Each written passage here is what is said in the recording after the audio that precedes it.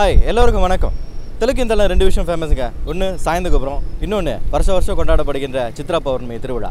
இந்த வருஷம் சித்ரா பௌர்ணமி திருவிழா எந்தெந்த மாதிரி சுவாரஸ்யமான விஷயங்களை கொண்டு இருக்கு அப்படின்னு தெரிஞ்சுக்கிறதுக்கு லேப்பாக்கேஸோட தொடர்ந்து இணைந்திருக்க ஸ்டே டியூன்.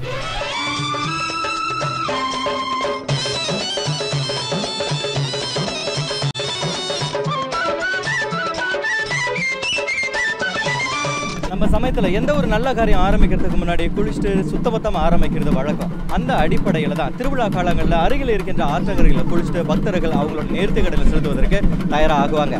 அதே வகையில் இங்கே நம்மளோட தெலுங்கிந்தல அதிகமான பக்தர்கள் அவங்களோட நேர்த்திக்கடன் செலுத்துவதற்கு ஆயத்தமாயிட்டு வராங்க.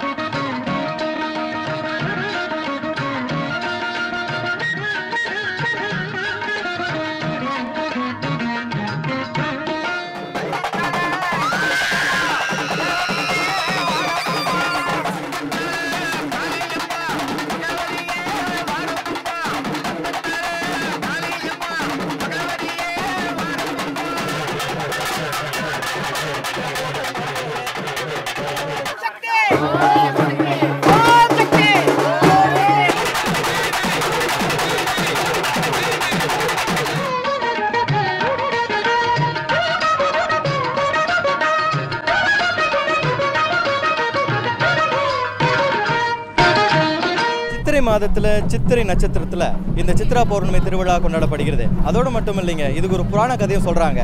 சித்திரகுப்தனின் பிறந்தநாளை முன்னிட்டு இந்த சித்ரா பௌர்ணமி திருவிழா கொண்டாடப்படுவதாகவும் ஒரு கதை இருக்குது.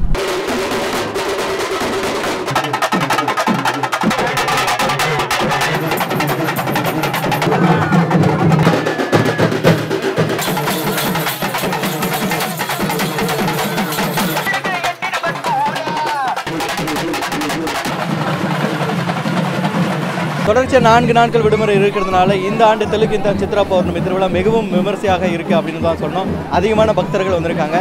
இந்த நேரத்தில் அதிகமான இந்தியர்கள் ஒன்று கூடி ஒரே இடத்துல பார்க்கறது ரொம்ப மகிழ்ச்சியாக இருக்குது.